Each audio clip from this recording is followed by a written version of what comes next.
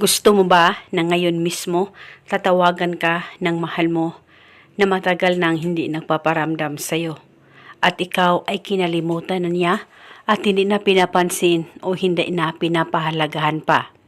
Itong ritual na ibabahagi ko sa inyo ngayon ay napaka-epektibo at napakadali pong gawin basta gawin ito na buo ang loob at tiwala mo upang magkaayos kayong dalawa ng mahal mo at kakausapin kanya o tatawagan kanya sa oras na magawa mo ang ritual na ito.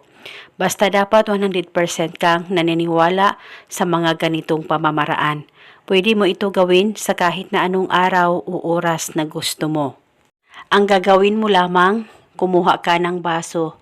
Lagyan mo ito ng kalahating tubig, pwedeng punuin, depende po sa inyo.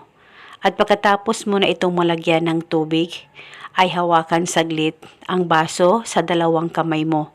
Pakaisipin mo siya ng mabuti, mag-focus at mag-concentrate ka at ibulong mo ang mga salitang ito. Pangalan at apelido sa kapangyarihan nitong tubig, ikaw ay tatawag sa akin ngayon din. Ibulong mo lamang ito ng 7 beses.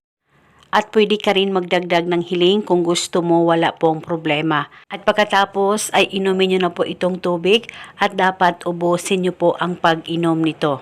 At kinabukasan, ulitin mo ang paggawa nitong ritual sa kahit na anong oras na gusto mo. Gawin ito hanggang kailan mo gusto. At paniguradong tatawagan ka ng mahal mo na hindi na pumapansin sa iyo. Basta magtiwala ka lang, gawin sa mabuti at hilingin ng buong puso. Pwede ka rin gumawa pa ng iba't ibang ritual na binahagi ko. Kahit ilan pa ang ritual ang gusto mong gawin na pagsabayin sa isang araw ay wala pong problema. At eto muna sa ngayon, maraming salamat po sa panunood. May God bless us all.